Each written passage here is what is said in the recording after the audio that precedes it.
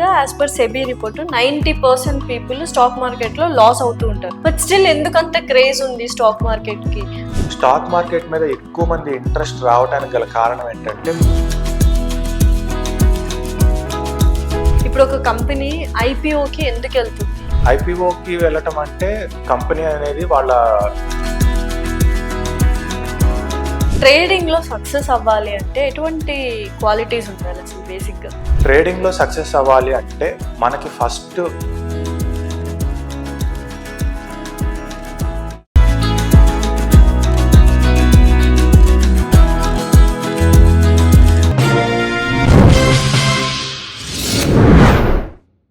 Hi hello నమస్తే, welcome to our channel. ప్రస్తుతం స్టూడియోలో మనతో పాటు ఉన్నారు లలితేంద్రనాథ్ గారు, స్టాక్ మార్కెట్ అనలిస్ట్ అండ్ అలాగే లైఫ్ కోచ్.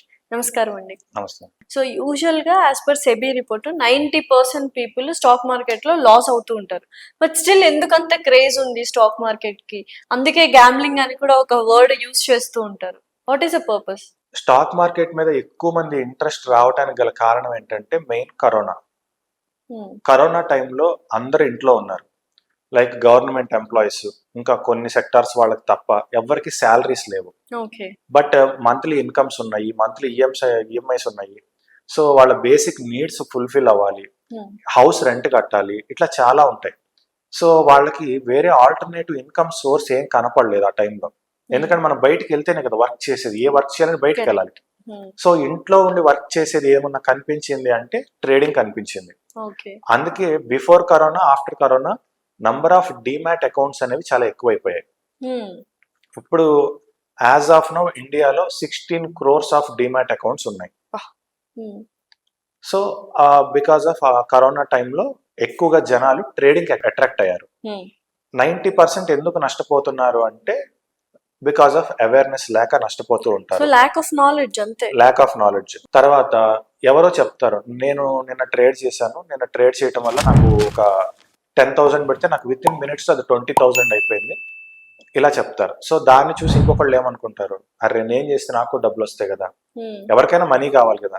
ఇప్పుడున్న సమాజంలో ఒక వర్క్ చేస్తే సరిపోక చాలా మంది డ్యూయల్ వర్క్స్ కూడా చేస్తున్నారు. Second income is very important. So అందువల్ల అందరూ సెకండ్ ఇన్కమ్ అనేది సిస్టమ్ ముందు కూర్చొని చేసుకోవచ్చు. అంటే ఒక వర్క్ చేస్తూ ఫోన్ లో చూసి చేసుకోవచ్చు, సిస్టమ్ లో చూసి చేసుకోవచ్చు. సో సెకండ్ ఇన్కమ్ ని ట్రేడింగ్ అనే దాన్ని ఎక్కువగా ఎంచుకుంటున్నారు. అయితే ఇక్కడ జరిగేది ఏంటంటే ట్రేడింగ్ అనేది సెకండ్ ఇన్కమ్ కాదు. ఫస్ట్ ఆఫ్ ఆల్ ట్రేడింగ్ అనేది ప్రైమరీ ఇన్కమ్ అవ్వాలి. అప్పుడే ట్రేడర్స్ నష్టపోకుండా ఉంటారు. ట్రేడింగ్ ని సెకండరీ ఇన్కమ్ గా చేసుకొని సంపాదించే వాళ్ళు చాలా తక్కువ మంది.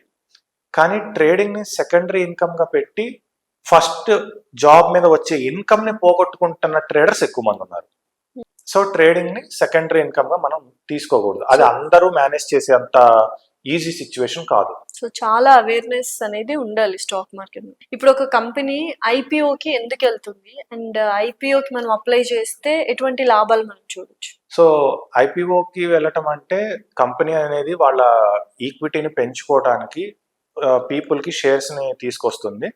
సో దానికి ఎన్ఎస్ఈకి స్టాక్ ఎక్స్చేంజ్ లో అప్లై చేసి స్టాక్ ఎక్స్చేంజ్ లో లిస్ట్ అవుతారు. ఈ లిస్ట్ అయ్యేటప్పుడు వాళ్ళు ఒక ప్రైస్ అనౌన్స్ చేస్తారు, మేము ఈ ప్రైస్ కి ఆఫర్ చేస్తున్నాము మా షేర్స్ ని అని చెప్పేసి. సో ఆ ప్రైస్ కైనా మీరు కోట్ చేసుకోవచ్చు, ఆ ప్రైస్ కన్నా ఎక్కువగా కూడా కోట్ చేయొచ్చు. మీరు ఎక్కువ కోట్ చేస్తే మీకు ఎక్కువ నెంబర్ ఆఫ్ షేర్స్ అలాట్ అవుతాయి. అయితే ఇక్కడ ఐపీఓస్ ని అప్లై చేయటం వల్ల లాభాలు వస్తాయా అంటే చాలా మంది చేసేది ఏంటంటే బ్రాండ్. సో ఈ బ్రాండ్ కనుక ఐపీఓకి వస్తుంది అంటే ఇది ఖచ్చితంగా లిస్ట్ అయ్యే రోజున ఎక్కువ ప్రైస్ కి లిస్ట్ అవుతుంది. నేను 100 రూపీస్ లో కొంటే అది కనీసం 110 లో లిస్ట్ అవుతుంది. సో ఇక్కడ నాకు లాభం వస్తుంది అనే ఉద్దేశంతో వాళ్ళు అప్లై చేస్తారు. అయితే అటువంటి వాటిల్లో కూడా కొన్ని ఇబ్బందులు వస్తాయి. ఫర్ ఎగ్జాంపుల్ పేటిఎం చాలా హ్యూజ్ ఎక్స్పెక్టేషన్స్ తో ఐపీఓలోకి ఎంటర్ అయింది. కానీ పేటిఎం లో ఐపీఓకి అప్లై చేసిన వాళ్ళంతా లాస్ అయ్యారు. తర్వాత రీసెంట్ గా ఒక 1.5 year బ్యాక్ ఎల్ఐసి లాంచ్ అయింది. ఎల్ఐసి లాంచ్ అయినప్పుడు కూడా ఎక్కువ, అంటే అది ఎల్ఐసి అనేది నెంబర్ 1 బ్రాండ్ కాబట్టి ఎక్కువ ఎక్స్పెక్టేషన్స్ తో అందరూ ఎంటర్ అయ్యారు. అది డే 1 నుంచి ఆల్మోస్ట్ ఒక 1 year వరకు డౌన్ సైడ్ చూసింది కానీ అప్ సైడ్ చూడలేదు. ఇప్పుడు మళ్ళీ అది అనౌన్స్ చేసిన ప్రైస్ కన్నా ఇప్పుడు ప్రెసెంట్ అది లాభంలో ఉంది. అంటే ఇప్పుడు మీరు పేటిఎం అన్నారు కాబట్టి ఫస్ట్ స్టార్టింగ్ లో బిల్స్ దగ్గర నుంచి ప్రతి ఒక్కటి త్రూ పేటిఎం మనకి పేమెంట్ అయ్యేది. అప్పుడు అందరూ ఏమనుకున్నారు, పేటిఎం ఎక్కువ యూజ్ చేస్తున్నారు కదా, ఇందులో స్టాక్స్ కానీ మనం ఇన్వెస్ట్ కానీ ట్రేడింగ్ కానీ చేస్తే బెటర్ అనుకున్నారు. కానీ చిన్నగా ఏదో ఒక ఇష్యూ వచ్చింది, పేమెంట్ ఏదో some I don't know some wrong calculation, ఒక మిస్టేక్ జరిగింది పేటిఎంలో. అప్పటి నుంచి బిల్స్ కట్టడం ఇవన్నీ కూడా స్టాప్ చేసేసారు. సో అలా మనకు తెలియకుండా కూడా అయిపోతూ ఉంటది కదా, అప్పుడు ఏం చేయాలి? Paytm is a very good one actually. ఇలా ఒక మిస్టేక్ జరిగినప్పుడు what is the next step? Stock market అనేది చాలా సెన్సిటివ్ ఎమోషన్స్ ఉంటాయి స్టాక్ మార్కెట్ లో. ఫర్ ఎగ్జాంపుల్, ఇప్పుడు మీరు పేటిఎం లో ఒక చిన్న ఇష్యూ వల్ల అవును. పేటిఎం స్టాక్స్ డౌన్ అని అన్నారు. Hmm. అదే విధంగా జొమాటోలో ఒక ఆర్డర్ తీసుకెళ్లి అతను మధ్యలో ఆకలేసి ఫుడ్ తిన్నాడు కరెక్ట్. అని అన్నారు. సో అక్కడ జొమాటో డౌన్ అయింది. అంటే కంప్లీట్ కాదు, కొన్ని రోజులు డౌన్ అవుతుంది. అట్లానే ఎస్ బ్యాంక్ లో గ్యాంబ్లింగ్ జరిగింది కాబట్టి ఎస్ బ్యాంక్ అనేది ఎప్పుడు కూడా డే హైలో ఉండే స్టాక్, అది ఆల్మోస్ట్. అటువంటిది 5 రూపీస్కి పడిపోయింది విత్ ఇన్ లైక్ 1 వీక్ లో. డే హై అంటే లైఫ్ టైం హై నుంచి 5 రూపీస్కి పడిపోయింది. ఓకే. సో ఇట్లా మనం ఏంటంటే మార్కెట్ అనేది చాలా సెన్సిటివ్ న్యూస్కి రియాక్ట్ అవుతుంది. అట్లానే ఆదాని షేర్స్, యుఎస్లో ఒకళ్ళు ఎవరో రిపోర్ట్ చేసి ఆదానిలో గ్యాంబ్లింగ్ జరుగుతుంది, ఇది కరెక్ట్గా లేదు అని చెప్పేసి ఒక న్యూస్ అనౌన్స్ చేశారు. ఆటోమేటిక్గా ఆదాని షేర్స్ అనేవి పడిపోయినాయి. ఎప్పుడైతే ఆదాని అది మళ్ళీ లేదు నేను కరెక్ట్ అని ప్రూవ్ చేసుకుని మళ్ళీ ఒక న్యూస్ రిలీజ్ చేశారో వెంటనే మళ్ళీ ఆదాని స్టాక్స్ అని రైజ్ అయిపోయినాయి. సో స్టాక్ మార్కెట్ లో ఒక స్టాక్ పడిపోవాలన్నా పెరగాలన్నా జస్ట్ 1 సెకండ్ చాలు.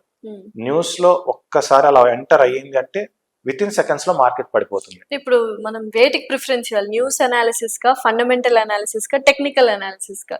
3 చూసుకుంటూ బ్యాలెన్స్ చేసుకోవాలి. నా ఎక్స్పీరియన్స్ లో అయితే టెక్నికల్ అనాలిసిస్ కే నేను ప్రిఫర్ చేస్తాను.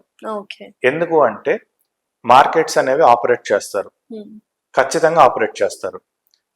కానీ మార్కెట్స్ ఆపరేట్ చేసినా, మార్కెట్స్ గ్యాంబ్లింగ్ చేసినా, ఏం చేసినా సరే అది గ్రాఫ్ లో రిఫ్లెక్ట్ అవ్వాల్సిందే.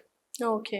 అంటే ప్రైస్ ఇంక్రీజ్ ఆర్ డిక్రీజ్ అనేది మనకి గ్రాఫ్ లో తెలిసిపోతుంది కదా. సో టెక్నికల్ అనాలిసిస్ లో గ్రాఫ్ లో ఇది పెరగచ్చు ఇది పడచ్చు అనే డెసిషన్ మేకింగ్ మనకి గ్రాఫ్ లో తెలుస్తున్నప్పుడు ఇన్సైడ్ గా ఏం జరుగుతుందో మనం అయితే వెళ్ళి చూడలేం కదా. ఇన్సైడ్ గా మనం చూడలేము. కానీ మనం గ్రాఫ్ టెక్నికల్ అనాలిసిస్ మీద మంచి నాలెడ్జ్ ఉంటే కనుక మనకి ఫండమెంటల్ అనాలిసిస్ లేకపోయినా సరే, ఇప్పుడు ఫర్ ఎగ్జాంపుల్ ఒక స్టాక్ మీద ఇన్వెస్ట్ చేయాలి, లెట్ ఇట్ బి విప్రో అనే స్టాక్ మీద ఇన్వెస్ట్ చేయాలి. విప్రోకి ఫండమెంటల్ అనాలిసిస్ చేయాల్సిన అవసరం ఉందా? ఎస్బీఐ తెలుసు, it's a proved company. SBI మీద ఫండమెంటల్ అనాలిసిస్ చేయాల్సిన అవసరం లేదు. సో ఇప్పుడు నేను ఎస్బీఐ మీద విప్రో మీద ఇలాంటి వాటి మీద ఇన్వెస్ట్మెంట్ చేయాలి అంటే నాకు వాటి ఫండమెంటల్స్ అక్కర్లేదు, టెక్నికల్ ఉంటే చాలు. సో నాకు ఫండమెంటల్ ఎప్పుడు అవసరం అవుతుంది? లైక్ పెన్నీ స్టాక్స్, ఇలా చిన్న చిన్న కంపెనీస్ ఏవో వచ్చి ఈ స్టాక్ రాబోయే రోజులు ఎంత పెరుగుతుంది అంత పెరుగుతుందని. So mid cap small cap వాటికి మనకు ఫండమెంటల్ అనాలిసిస్ అవసరం అంటారు. మిడ్ క్యాప్ స్మాల్ క్యాప్ లో కూడా చాలా మంచి కంపెనీస్ ఉంటాయి. ఇంకా ఈవెన్ ఇంకా మైక్రో లెవెల్లో ఉంటాయి పెన్నీ స్టాక్స్. లైక్ 10 రూపీస్ లో కొటేషన్ అవుతూ ఉంటుంది. సో 10 రూపీస్ స్టాక్ రాబోయే రోజుల్లో 40 రూపీస్ అవుతుంది అంటారు. సో దట్ ఏంటంటే ఎక్కువ మంది చిన్న చిన్న వాళ్ళు కూడా 10 రూపీస్ లో స్టాక్ ట్రేడ్ అవుతుంది కాబట్టి 10 రూపీస్ లో కొనేస్తారు. అది 5 రూపీస్కి వెళ్ళిందంటే ఇంకా అయిపోయినట్టే. సో అటువంటి స్టాక్స్ మీద ఇన్వెస్ట్ చేయాలి అంటే మాత్రం ఖచ్చితంగా అసలు ఈ స్టాక్ గ్రోత్ ఎంత ఉంది అనేది ఫండమెంటల్ గా కూడా కావాలి.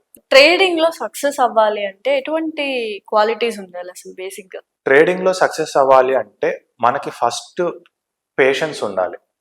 పేషెన్స్ అంటే నేర్చుకోవడానికి పేషెన్స్. నేర్చుకునేంత పేషెన్స్ కూడా లేదు అంటే ట్రేడింగ్ లోకి రావడం అనవసరం. సో స్టాక్ మార్కెట్ లో పేషెన్స్ అని, రిస్క్ మేనేజ్మెంట్ అని, ఈ వర్డ్స్ రెండు. పేషెన్స్ అంటే నార్మల్ మన పేషెన్స్ అయినా లైక్ ఓపికనైనా అర్థం? ఓపికే ఉండాలి. ఎందుకంటే స్టాక్ మార్కెట్ లో సక్సెస్ అనుకోగానే రాదు. సో ఎవరన్నా 100లో ఒకళ్ళకి ఇద్దరికి ఏమన్నా అనుకోగానే వచ్చి ఉండొచ్చేమో కానీ 98% అయితే స్టాక్ మార్కెట్ లో సక్సెస్ అనేది అనుకోగానే రాదు. ప్రతి ఒక్క ట్రేడర్ లైఫ్ లో కూడా ఫస్ట్ ఇనీషియల్ గా లాసెస్ చూసి దాని తర్వాత స్ట్రగుల్ అయ్యి వాళ్ళకి వాళ్ళు నేర్చుకుని ఆ తర్వాతే సక్సెస్ అవుతారు.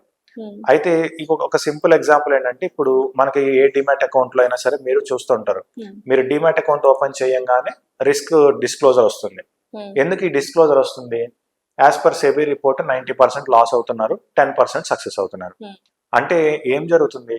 90% ఆఫ్ ది ట్రేడర్స్ లెర్నింగ్ కి ఇంట్రెస్ట్ గా లేరు. ఈ 10% పుట్టుకతోనే సక్సెస్ఫుల్ పీపుల్ లేదు కాదు కదా. సో వాళ్ళు ఇనిషియల్ గా స్ట్రగుల్స్ ఫేస్ చేస్తూ ట్రేడింగ్ లోకి వచ్చిన వాళ్ళే. అయితే వీళ్ళు ఏంటంటే కీప్ ఆన్ లెర్నింగ్ ఆ లెర్నింగ్ లో ఉంటూ వాళ్ళు సక్సెస్ సాధిస్తారు. అవుట్ రైట్ గా నేను అసలు ఏం నేర్చుకోలేదు, నేను జస్ట్ ఒకే ఒక సింపుల్ ఫార్ములాతో నేను స్టాక్ మార్కెట్లో అసలు కొన్ని కోట్లు సంపాదిస్తున్నాను అనేవాళ్ళు ఎవరైనా ఉన్నారు? అలా ఎవరు ఉండరు. ఒకవేళ సో ఉన్నా చాలా వరకు స్కామ్స్ కింద మనకు బయటపడుతూ ఉంటది, అంతేనా? సో స్టాక్ మార్కెట్లో అందులోను పర్టికులర్ గా ట్రేడింగ్ అంటే అది లిటరల్లీ చాలా స్కిల్ కావాలి దానికి. ఓకే. వితౌట్ స్కిల్ ట్రేడింగ్ లోకి ఎంటర్ కనీసం ఇన్వెస్ట్మెంట్ అంటే హోప్ ఉంటుంది, రేపు వస్తుంది ఎల్లుండి వస్తుంది అనేసి కొంచెం హోప్ ఉంటుంది ఇన్వెస్ట్ చేసిన తర్వాత. ట్రేడింగ్ అనేది డే అయిపోయేలోపు అయిపోతుంది. 9:15 కి టిక్ కొడితే 3:30కి టిక్ కొట్టేలోపు అయిపోతుంది, అక్కడ మన క్యాపిటల్ మొత్తం జీరో అయిపోతుంది. సో ట్రేడింగ్ అనేది ఖచ్చితంగా స్కిల్ ఉంటేనే ట్రేడింగ్ లో సక్సెస్ అవ్వాలి. ఆ స్కిల్ ఉన్న తర్వాత మీరు పేషెన్స్ అనుకోండి, మనీ మేనేజ్మెంట్ అనుకోండి, ఏదైనా అనుకుంటే మీ దగ్గర ముందు రైట్ స్కిల్ ఉంటే అవి ఆటోమేటిక్ గా వస్తాయి. సో మీరు ఎక్కువగా ఏది చేస్తుంటారు, ట్రేడింగ్ ఇన్వెస్ట్మెంట్? నేను ఎక్కువగా ట్రేడింగ్ ప్రిఫర్ చేస్తాను. టఫ్ జాబ్ యాక్చువల్ గా ఎవ్రీడే ఉంటది దాంతో డీలింగ్. అంటే టఫ్ జాబ్ అంటే ట్రేడింగ్ లో నాకున్న లక్ ఏంటంటే నేను ఇనీషియల్ గా WD గ్యాన్ కాన్సెప్ట్స్ అనేవి నేను చదవటము, దాని మీద నేను ప్రాక్టీస్ చేయటము. చెప్పాను కదా 8 months నేను దాని మీద కంప్లీట్ గా ఫోకస్ చేశాను. 8 months ఫోకస్ చేస్తే నాకు ఒక్క పాయింట్ అర్థమైంది. 8 months ఒక టాపిక్ మీద ఫోకస్ చేస్తే నాకు ఒక్క పాయింట్ అర్థమైంది. కానీ ఆ ఒక్క పాయింట్ వల్ల రిమైనింగ్ థింగ్స్ అన్ని ఫాస్ట్ గా నేర్చుకున్నాను. ఆ ఒక్క పాయింట్ అర్థం చేసుకోవడానికి నాకు 8 months పట్టినా గానీ దాని తర్వాత దాన్ని యూజ్ చేసి మిగతా కాన్సెప్ట్స్ అన్ని నేను మళ్ళీ సింప్లిఫై చేసుకోవడానికి నాకు తక్కువ టైం పట్టింది. ఏంటా పాయింట్ అంటే కొంచెం WD గ్యాన్ కాన్సెప్ట్స్ ఏంటంటే అది ఆస్ట్రాలజీ అండ్ జామెట్రీ బేస్డ్ ఉంటాయి. సో వాటిని పర్ఫెక్ట్ యాంగిల్స్ లో పెట్టాలి. సో ఆ యాంగిల్లో ఎలా పెట్టాలి, సో దాంట్లో యాంగిల్స్ తో పాటు ప్లానెటరీ మూమెంట్స్ ఉంటాయి. సో వాటిని ఎలా చూడాలి, వాటన్నిటికీ కూడా చాలా మంది WD గ్యాన్ ప్లానెటరీ మూమెంట్స్ అనగానే సో ఆస్ట్రాలజీ, సో ఆస్ట్రాలజీకి వెళ్ళేసి ఇప్పుడు ఇవాళ సూర్యుడు ఎలా ఉన్నాడు, గురుడు ఎలా ఉన్నాడు, శుక్రుడు ఎలా ఉన్నాడు, ఇవి కాదు. దానికి కూడా ట్రేడింగ్ టూల్స్ ఉన్నాయి. ఆ ప్లానెటరీ మూమెంట్స్ ని కూడా మనం టూల్స్ ద్వారానే చూసుకోవచ్చు. సో వాటిని ఎలా ఇంప్లిమెంట్ చేయాలి, వాటిని ఎక్కడా కూడా WD గ్యాన్ కాన్సెప్ట్ ఇలా స్టార్ట్ చేయి ఇలా ఎండ్ చేయని ఎక్కడ టెక్స్ట్ బుక్ లో లేదు. ఎందుకంటే ఆయన కాన్సెప్ట్స్ ని ఆయన చాలా వరకు రివీల్ చేయలేదు. ఆయన కాన్సెప్ట్ లో ఇలా వాడితే బాగుంటుంది అన్నారు, కానీ ఇది ఇక్కడి నుంచి కరెక్ట్ గా ఇక్కడే స్టార్ట్ చేయి ఇక్కడే ఎండ్ చేయని ఎక్కడ లేదు. సో వాటిని నేను ఎలా స్టార్ట్ చేయాలి, ఎలా ఎండ్ చేయాలి, సో ఎలా చేస్తే మనకి ఎక్కువ సక్సెస్ రేట్ వస్తుంది అనేది నేను దాని మీద స్టడీ చేయటం వల్ల నా ఎక్స్పీరియన్స్ ద్వారా నేను దాన్ని ఎక్కువగా తెలుసుకున్నాను. అది నాకు మార్కెట్ ని బాగా సింప్లిఫై చేసింది.